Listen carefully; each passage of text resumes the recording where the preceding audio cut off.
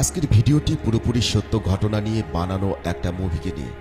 সময়টা তখন 1984 সাল। ফ্লোরিডা শহরের রাতের আধারে রাস্তা থেকে লিজা নামের 17 বছর বয়সী এক টিনেজার মেয়েকে কিডন্যাপ করে এক ভয়ঙ্কর সিরিয়াল কিলার। এরপর ওই নরপশু মেয়েটাকে টানা 26 ঘন্টা ধরে রেপ করে।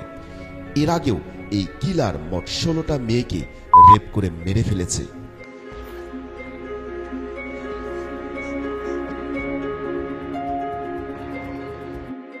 তবে এই মেয়েটা সৌভাগ্যক্রমে লোকটার হাত থেকে পালাতে সক্ষম হয়, কিন্তু সবচেয়ে আশ্চর্যের বিষয় হলো তার সাথে এমন নৃশংস ঘটনা ঘটলেও তার পরিবার এসব কিছুই বিশ্বাস করে না। মানে একটা মেয়ের কাছে তার পরিবারই হলো সবকিছু, কিন্তু সেই পরিবারই তাকে বিশ্বাস করে না। আর এই কারণে এই মুভিটার নাম দেওয়া হয়েছে বিলিভ মি, মানে আমাকে বিশ্বাস করো।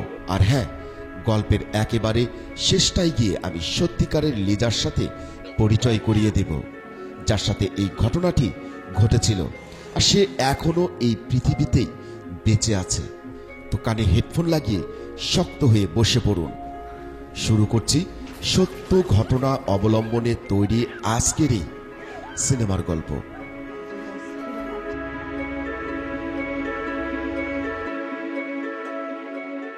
ফ্লোরিডা শহরের এক ছোট্ট ক্যাফে দিয়ে গল্পটা শুরু হয়। লিজা নামের একটা মেয়ে এই ক্যাফেতে কাজ করে। লিজা আসলে অনেক সৎ এবং পরিশ্রমী একটা মেয়ে। সে সব কাস্টমারদের সঙ্গে অনেক অনেক ভালো ব্যবহার করে, যার কারণে লিজাকে তার বস অনেক ভালোবাসে।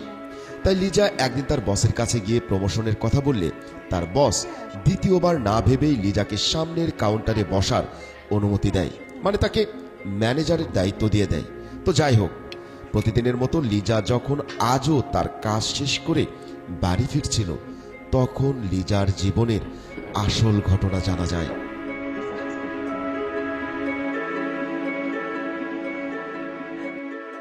আসলে লিজাকে যেমনটা দেখা যায় ক্যাফেতে হাসি খুশি, সবার সাথে অনেক ভালো ব্যবহার করে এবং তাকে দেখে মনে হয় যেন সে তার জীবন নিয়ে অনেক সুখী আছে।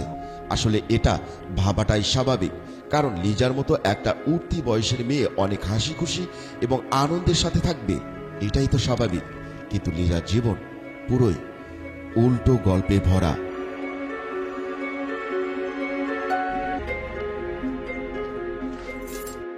যেখানে সবাই সারাদিন কাজ করে বাড়ি ফেরার সময় অনেক খুশি থাকে, কিন্তু দেখা যায় লিজা বাড়ি ফিরতে অনেক ভয় পায়। যেন মনে হয় ওটা তার বাড়ি নয়, বরং নরকের মতো একটা অত্যাচারের জায়গা। ওই দিন সাইকেল চালানোর সময় লিজা বাড়িতে তার সাথে হওয়া বিভিন্ন ঘটনার কথা ভাবতে থাকে। একদিন রাতে লিজা যখন ঘুমিয়েছিল, তখন তার ঘরে একটা লোক প্রবেশ করে তাকে রেপ করে চলে যায়। আর এই লোকটি কে বা তার পরিচয় কি তা একটু পরেই আপনারা জানতে পারবেন। তো এইসব ভাবতে ভাবতে লিজা সাইকেল চালাতে থাকে। এরই মধ্যে সে রাস্তায় একটা গাড়ি দেখতে পায়। লিজার মনে হচ্ছিল গাড়ি থেকে কেউ তাকে একজন অনুসরণ করছে। এতে লিজা অনেক ভয় পেয়ে যায়, তাই সে দ্রুত সাইকেল চালাতে শুরু করে। কিছুক্ষণের মধ্যেই লিজা বাড়ি পৌঁছে যায়, কিন্তু সে বাড়ি গেলে জানা যায় এটা লিজার নিজের বাড়ি নয়, সে আসলে তার নানির বাড়িতে থাকে। এখানে লিজার নানি তার বয়ফ্রেন্ড মরিসের সঙ্গে থাকে। আসলে লিজার নানি আর্থিকভাবে একটু সমস্যায় থাকায় মরিস নামে ওই লোকটা তাকে হেল্প করে। আর এর বিনিময়ে মরিস আসলে কি পায়?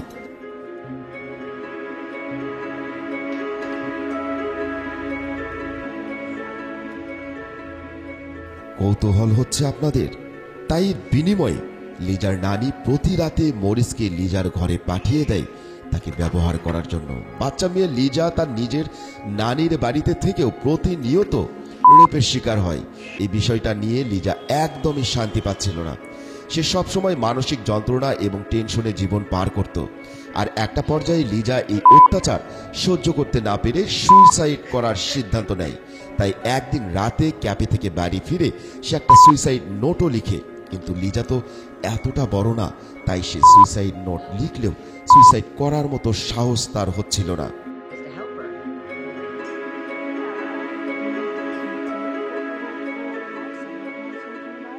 লিজার বয়স যখন 14 বছর তখন লিজার মা তাকে তার নানির কাছে পাঠিয়ে দিয়েছিল।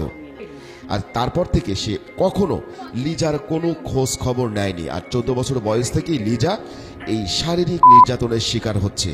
লিজা মনে করতো তার নানির আর্থিক অবস্থা ভালো না থাকার কারণে মরিস নামে ওই লোকটার থেকে তাকে সাহায্য নিতে হয়। আর এই কারণে লিজা তার কামানো সব টাকা তার নানির হাতে তুলে দিত, যাতে ওই শয়তান লোকটার সাহায্য তার নানিকে আর নিতে না হয় এবং মরিস যাতে তার বাড়িতে আর কখনো ফিরে না আসে।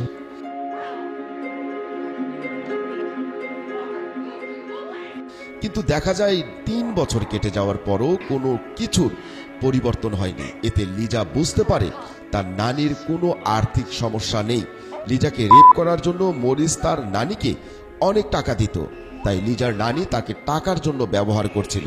তো একদিন দেখা যায় লিজার তার মাকে ফোন করলে তার ছোট বোন ফোন ধরে। লিজা তাকে বলে, আমি এখানে থাকতে চাই না, আমার খুব অসুবিধা হচ্ছে। কিন্তু তার বোন বলে, মা তোকে এখানে নিয়ে আসতে চায় না।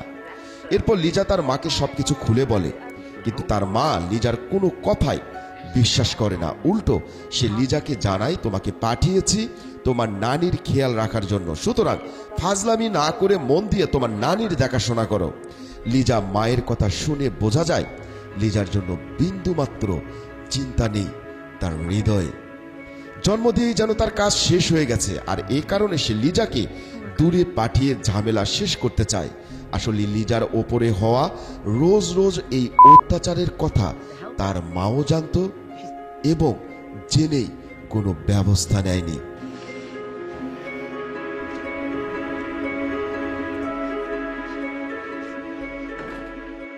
কিন্তু সে কোনো প্রতিবাদ করত না। কিন্তু এদিকে বেচারি লিজার অবস্থা দেখার মতো কেউ নেই। তার কপাল আর 5টা সাধারণ মেয়ের মতো ভালো ছিল না। তো যাই হোক, এত কিছুর পরও লিজার এই যন্ত্রণাদায়ক জীবনের সামনে আরও এক বড় তুফান আসতে চলেছে। তো প্রতিদিনের মতো সেদিনও লিজা ক্যাফে থেকে বাড়ি ফেরার সময় সে আবারও উদাস হয়ে পড়ে, কারণ সে জানে বাড়ি ফেরার পর তাকে ওই লোকটার মুখোমুখি হতে হবে। ঠিক তখনই লিজার রাস্তার আগের দিনের ওই গাড়িটাকে দেখে, তবে গাড়িটা আজ লিজার পিছু নিতে শুরু করে। এতে লিজা প্রচন্ড পরিমাণে ভয় পেয়ে যায়। সে অনেক দ্রুত সাইকেল চালাতে শুরু করে। ওই গাড়িটা একটা মিডল রাস্তায় এসে দাঁড়িয়ে পড়ে, আর সুযোগ বুঝে গাড়ির ড্রাইভার লিজাকে পিছন থেকে এসে ধরে ফেলে। লিজা নিজেকে বাঁচানোর জন্য চিৎকার করতে থাকে, কিন্তু তার আওয়াজ কেউ শুনতে পায় না। লোকটা লিজাকে বন্দুকের ভয় দেখে গাড়িতে উঠিয়ে নিয়ে চলে যায়।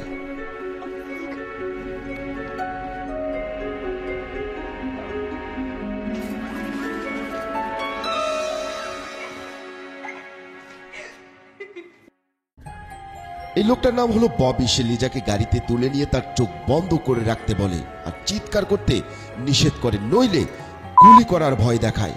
লিজা ভয়ে চোখ বন্ধ করে রাখে। ববি লিজাকে গাড়ির মধ্যে নৃশংসভাবে রেপ করে। এরপর সে লিজার চোখ এবং হাত বেঁধে তাকে গাড়িতে করে কোথাও একটা নিয়ে যেতে থাকে। কিন্তু লিজা ছিল খুব বুদ্ধিমতী একটি মেয়ে। সে চোখ বাঁধা অবস্থায় খেয়াল রাখে গাড়িটা কোন দিকে যাচ্ছে আর কতগুলো সিগন্যাল পার হচ্ছে, কারণ ওই রাস্তাটা ছিল লিজার খুব চেনা। কিছুক্ষণ পর ববি লিজাকে নিজের বাড়িতে নিয়ে যায়।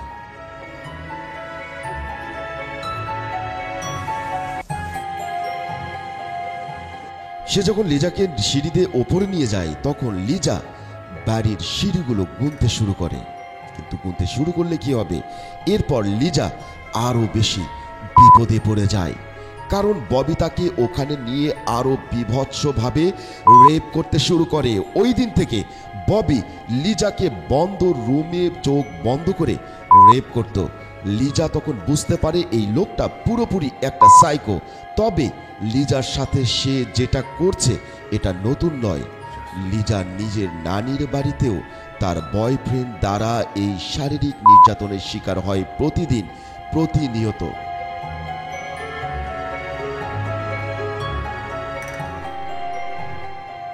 তো শেষমেশ এই পরিস্থিতিতে পড়ে লিজা ভাবতে থাকে কিভাবে এখান থেকে বের হওয়া যায়, কারণ যে করেই হোক এই সাইকোর হাত থেকে পালিয়ে নিজের জীবন তাকে বাঁচাতেই হবে।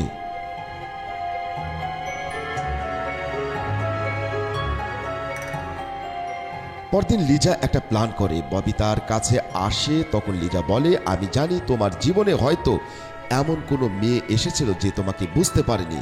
সে তোমাকে চিট করেছে, যার কারণে তোমার আজ এই অবস্থা। তবে তোমার মানসিক অবস্থাটা আমি বুঝতে পেরেছি।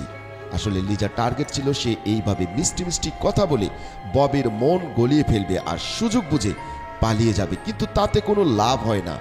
অন্যদিকে লিজা ওই দিন রাতে বাড়িতে না আসায় তার নানি পুলিশ স্টেশনে গিয়ে লিজার নামে মিসিং ডায়েরি করলে পুলিশ ওই কেসের ইনভেস্টিগেশন শুরু করে দেয়।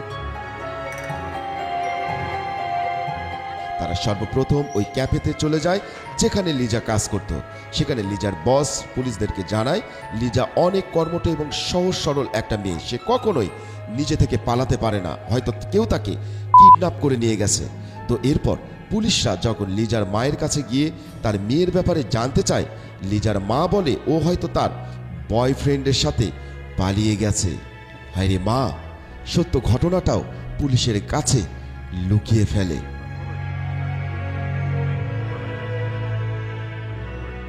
এখানে লিজার মায়ের কথা শুনে বোঝা যায় লিজার ব্যাপারে তার বিন্দুমাত্র কোনোই চিন্তা নেই।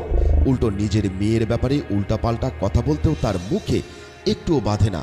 তো লিজার মায়ের কথা শুনে পুলিশ চলে যাওয়ার সময় লিজার বোন তাদের থামিয়ে বলে, লিজা খুব সহজ সরল একটা মেয়ে, ও কখনোই কাউকে না বলে পালিয়ে যেতে পারে না। ওর সাথে নিশ্চয় খারাপ কিছু একটা হয়েছে। দয়া করে আপনারা আমার বোনকে খুঁজে বের করুন, ও নিশ্চয় কোনো একটা বিপদে পড়েছে।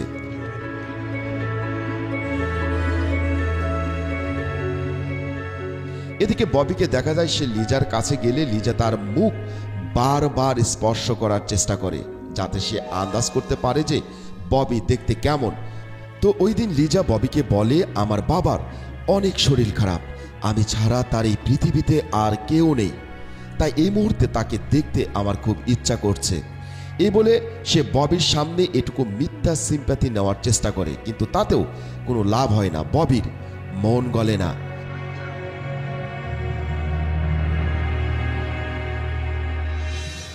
কিছুক্ষণ পর লিজা প্ল্যান করে টয়লেটে যাওয়ার অজুহাত দেখায় এবং টয়লেটে গিয়ে সে তার চিহ্ন টয়লেটের বিভিন্ন জায়গায় রেখে আসে।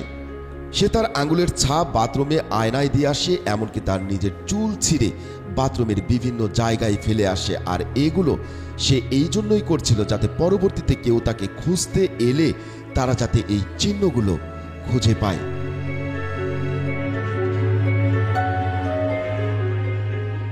এদিকে এতক্ষণ ধরে লিজা বাথরুমে থাকার কারণে ববির অনেক সন্দেহ হয়।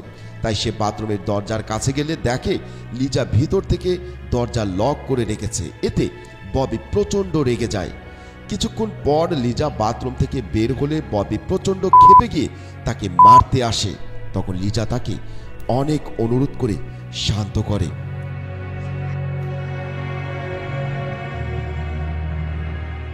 একটু পর ববি ঘুমিয়ে পড়লে লিজা চুপি চুপি উঠে গিয়ে ববির ফোন খুঁজতে শুরু করে। তখন সে ওই রুমে একটা টেলিফোন দেখতে পায়, কিন্তু লিজা যখনই ফোনের দিকে এগোয় ঠিক তখনই তার মায়ের কিছু কথা তার মনে পড়ে যায়। একদিন লিজা তার মাকে গিয়ে তার সাথে হওয়ার সব ঘটনার কথা বললে তার মা বলেছিল, তোমার সাথে যা হচ্ছে ভালো হচ্ছে, আর তুমি যদি বেশি বাড়াবাড়ি করো তাহলে জেনে রেখো এর থেকেও খারাপ কিছু তোমার জন্য অপেক্ষা করছে।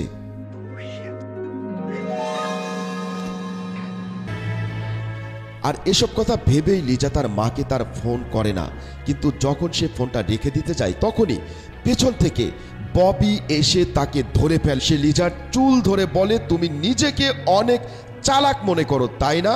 এটা বলে সে লিজাকে গুলি করতে যায়, কিন্তু লিজা বলে, আমার বাবার শরীর প্রচণ্ড খারাপ, আমি শুধু তাকে ফোন করে বলতে চেয়েছিলাম যে আমি ঠিক আছি, কিন্তু আমি ফোনটা করিনি। লিজার এসব কথা ববি বিশ্বাস করে নেয়, আর এবারের মতো সে লিজাকে ছেড়ে দেয়।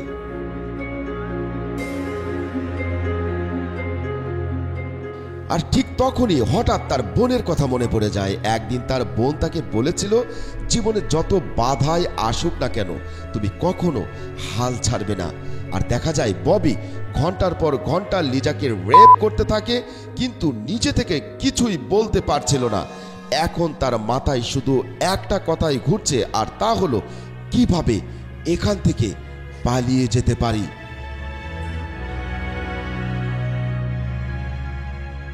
কেননা এখন তার ইজ্জতের থেকে প্রাণটা বাঁচানো অনেক বেশি জরুরি। তখন লিজা আবারও ববির সাথে কথা বলার চেষ্টা করে। লিজা বলে, তুমি আসলে মনের দিক থেকে অনেক ভালো। তুমি আমাকে ছেড়ে দিলে আমি বাইরে গিয়ে কাউকে কোনোই কথা বলবো না। আমি তোমার গার্লফ্রেন্ড হয়ে সারা জীবন তোমার সাথে থাকতে চাই। লিজার এসব কথা শুনে ববি অনেক ইমোশনাল হয়ে যায়। একটা পর্যায়ে সে ববিকে ছেড়ে দেওয়ার সিদ্ধান্ত নেয়। অন্যদিকে দেখা যায় ফ্লোরিডা শহরের পুলিশ ডিপার্টমেন্ট একটা সিরিয়াল কিলারকে দীর্ঘদিন ধরে খুঁজে বেড়াচ্ছে। যে সিরিয়াল কিলারটা গত 6 মাসে 16টা মেয়েকে রেপ করে মেরে ফেলেছে। এটা দেখে ববি মনে মনে চিন্তা করে এই সুযোগে লিজাকে ছেড়ে দেওয়া উচিত, কারণ পুলিশ ওই সিরিয়াল কিলারকে ধরার চিন্তায় লিজাকে খুঁজতে এখানে আসবে না। আর লিজা যেহেতু এখনো ববির চেহারা দেখেনি, এই কারণে লিজা পরে ববিকে দেখলে আর চিনতে পারবে না। এসব কিছু ভেবে লিজাকে গাড়িতে বসে একটা নির্জন জায়গায় নিয়ে যায়।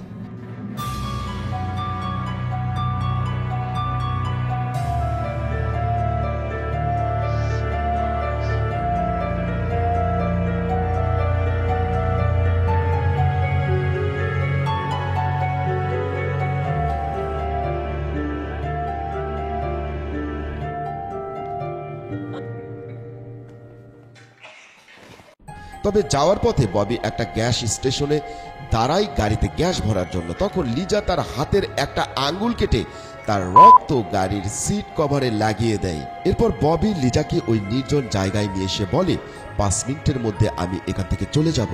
এরপর তুমি তোমার চোখের বাঁধন খুলে ফেলবে। ববি গাড়ি নিয়ে চলে গেলে লিজা ওর চোখের বাঁধন খুলে পালিয়ে যায়। এদিকে ববির মনে হতে থাকে যে সে লিজাকে ছেড়ে দিয়ে ভুল করেছে, কারণ লিজা যদি পুলিশের কাছে চলে যায় তাহলে সে ফেঁসে যাবে। তাই সে লিজাকে মারার জন্য আবারও ওই জায়গায় ফিরে আসে। আর লিজাকে ওই জায়গায় খুঁজতে থাকে। এদিকে লিজার লুকিয়ে লুকিয়ে তার নানির বাড়ি চলে আসে।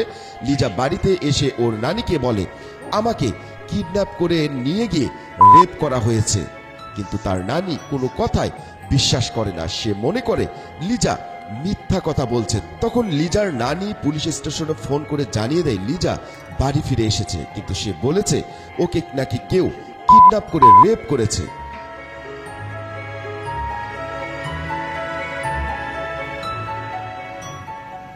তখন পরদিন পুলিশ এসে লিজাকে থানায় নিয়ে যায় জিজ্ঞাসাবাদ করার জন্য। লিজা পুলিশদের সামনে সব কিছু খুলে বলে, কিন্তু এখানে পুলিশরাও লিজার কথা বিশ্বাস করে না। এক পুলিশ অফিসার বলে, তোমার সাথে যদি সত্যি কেউ খারাপ কাজ করতো তাহলে তুমি তো আহত থাকতে, কিন্তু তোমাকে দেখে তো একদমই তা মনে হচ্ছে না। এরপরেও আরো 2জন মহিলা পুলিশ অফিসার এসে লিজাকে জিজ্ঞাসাবাদ করে। তখন লিজা তাদেরকেও সবকিছু খুলে বললে তারা বলে, তোমার হাত পায়ে তো কোনো আঘাতের চিহ্ন নেই, আর যেহেতু তোমার হাত পা খোলা ছিল তাহলে তোমার হাত পাকে কাজে লাগিয়ে কেন তুমি কিছু করতে পারোনি। লিজা বলে, ওই লোকটা মানসিকভাবে অসুস্থ ছিল এবং সে অনেক শক্তিশালী ছিল। এমনকি তার কাছে আমাকে মেরে ফেলার মতো অনেক অস্ত্রপাতিও ছিল, যেগুলো দিয়ে সে আমাকে বারবার ভয় দেখাচ্ছিল, যার কারণে আমি তাকে কিছুই বলতে পারিনি। কিন্তু ওই মহিলা পুলিশরা সবকিছু শোনার পরেও বিশ্বাস করে না কোনো কথাই।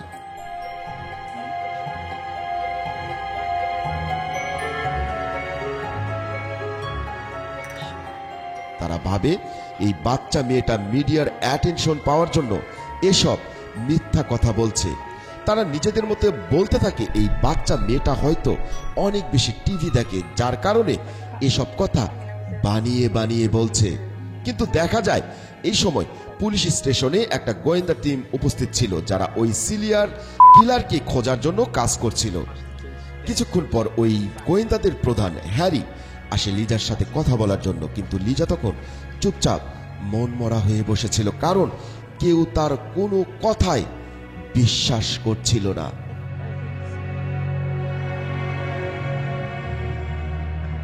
হ্যারি তখন তার পকেট থেকে তার মেয়ের ছবি লিজাকে দেখিয়ে বলে, তোমার সাথে কি কি হয়েছে তুমি আমাকে বলো, আমি তোমার সব কথা বিশ্বাস করব। লিজা তখন সব সত্যি কথা বলতে থাকে।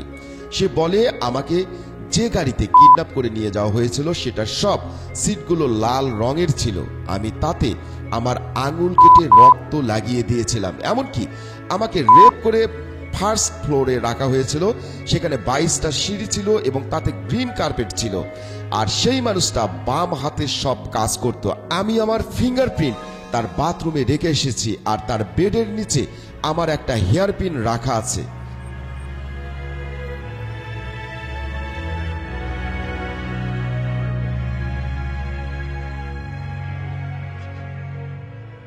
ডিটেকটিভ লিজার এসব কথা শুনে এবং তার বুদ্ধি দেখে আশ্চর্য হয়ে যায়। তখন লিজার বর্ণনা নিয়ে একটা স্কেচ বানানো হয়। এমনকি লিজার তার সাথে হওয়া মরিচের খারাপ কাজের কথাও তখন হ্যারিকে জানিয়ে দেয়। পুলিশ তখন গিয়ে মরিচকে গ্রেপ্তার করে নিয়ে আসে। এমনকি লিজাকে এরপর থেকে তার নানির সাথেও থাকতে দেওয়া হয় না। হ্যারি লিজাকে নিয়ে আসে ডিটেকটিভদের আন্ডারে থাকা একটা সুরক্ষিত জায়গায়।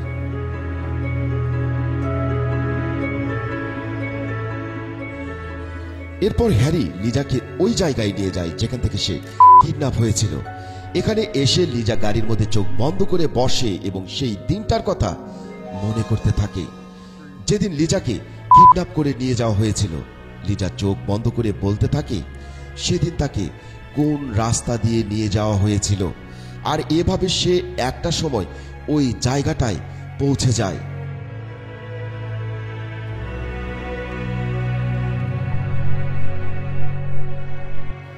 যেখানে ববি তাকে ছেড়ে দিয়েছিল। লিজাকে এত কিছু করতে দেখে হ্যারি অনেক অবাক হয়ে যায়। এরপর লিজা হ্যারিকে বলে, আমাকে ছাড়তে আসার সময় ববি একটা গ্যাস স্টেশনে দাঁড়িয়েছিল। তখন লিজার কথা শুনে সেই রাস্তার যতগুলো গ্যাস স্টেশন আছে সবগুলোর ফুটেজ নিয়ে আসা হয়। আর ওই ফুটেজগুলোর মধ্যে ববির ছবিও ছিল, যেটা লিজার কল্পনা করে বানানো স্কেচের সাথে মিলে যায়।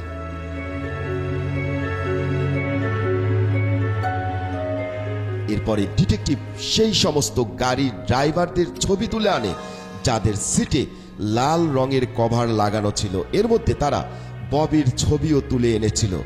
লিজাকে তারা ববির ছবি দেখালে লিজা তাকে দেখে চিনতে পারে। তখন সমস্ত পুলিশরা একত্রিত হয়ে ববিকে খুঁজতে শুরু করে।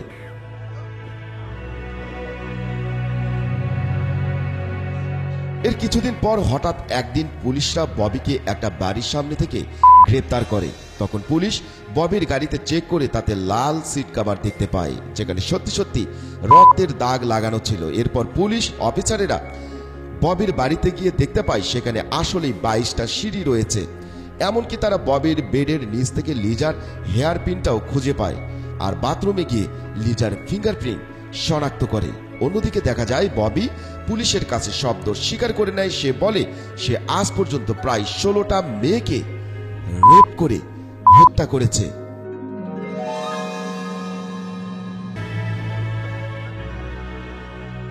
শুধুমাত্র লিজাকে ছেড়ে দিয়েছে কারণ লিজা অন্যান্য মেয়েদের থেকে আলাদা ছিল। লিজার বাহাদুরি দেখে সমস্ত পুলিশ অফিসাররা তাকে নিয়ে গর্ববোধ করে, কারণ গত 6 মাস ধরে সমস্ত পুলিশ অফিসাররা মিলে যে কাজটা করতে পারেনি সেটা 17 বছর বয়সের লিজা করে দেখিয়েছে।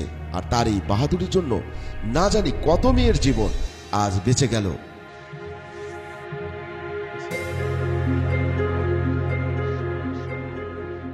এরপর ওই ডিটেকটিভ অফিসার হ্যারি লিজাকে তার বাড়িতে ফিরিয়ে দিতে চাইলে লিজা তার মায়ের কিংবা নানির বাড়িতে আর ফিরতে চায় না। কেননা এই একই অন্যায় নিজের নানি এবং নিজের মা প্রতিনিয়ত তার সাথে করেছে। টাকার জন্য তার নানি মরিস নামে ওই নরপশুর সামনে তাকে বারবার ঠেলে দিয়েছে রেপ হওয়ার জন্য।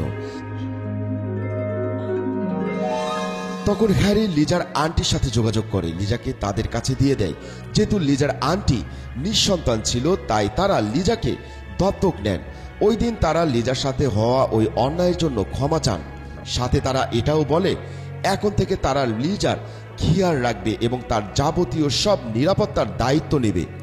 অবশেষে লিজা তার আন্টিদের সাথে যাওয়ার আগে হ্যারিকে জড়িয়ে ধরে ধন্যবাদ জানায়, কারণ একমাত্র হ্যারি তাকে বিশ্বাস করেছিল। তখন হ্যারি তার নিজের চোখের পানি ধরে রাখতে পারে না, কারণ লিজাকেও সে নিজের মেয়ের মতোই দেখতে শুরু করেছিল।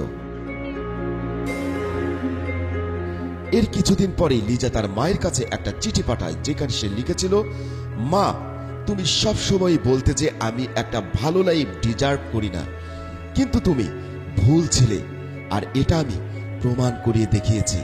আর নিচে লেখা ছিল, গুড বাই।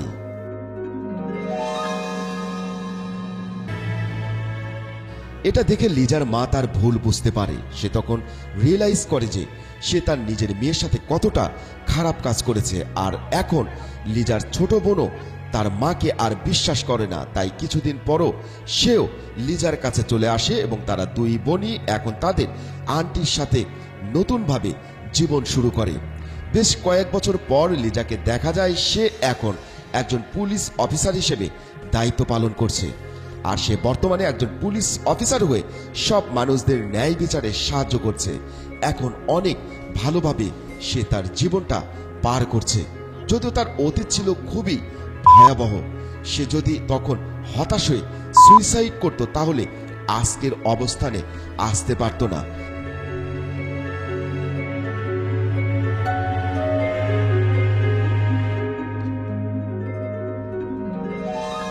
লিজাকে ববি নামের যে নরপিশাচ এমন অমানবিক অত্যাচার করেছিল, সে ববির মৃত্যুদণ্ড দেওয়া হয়েছে। 2019 সালের মে মাসে দীর্ঘ জেলবন্দি জীবন থেকে মুক্তি দিয়ে তাকে মৃত্যুদণ্ড কার্যকর করা হয়। আর সেই লিজা বর্তমানে একজন পুলিশ অফিসার হিসেবে চাকরি করছে। আপনি অনলাইনে সার্চ করলে এই সম্পর্কিত অনেক ঘটনাই জানতে পারবেন। বন্ধুরা, লিজাকে আমরা আমাদের জীবনের জন্য আদর্শ উদাহরণ হিসেবে নিতেই পারি। আমরা যে অবস্থায় থাকি না কেন, সুইসাইড বা আত্মহত্যা কখনো সমস্যার সমাধান হতে পারে না। যারা খারাপ হতাশাজনক লাইফে রয়েছে, তার মানে এই না যে সারা জীবনে তারা লাইফ এভাবেই চলবে। আপনাকে সাহস নিয়ে সামনে এগিয়ে যেতে হবে, তাহলে দেখতে পারবেন ভালো দিনগুলো আপনার জন্যই অপেক্ষা করছে। তো আজ এ পর্যন্তই। সবাই ভালো থাকবেন, সুস্থ থাকবেন। দেখা হবে অন্য কোনো দিন, অন্য কোনো মুভির গল্প নিয়ে।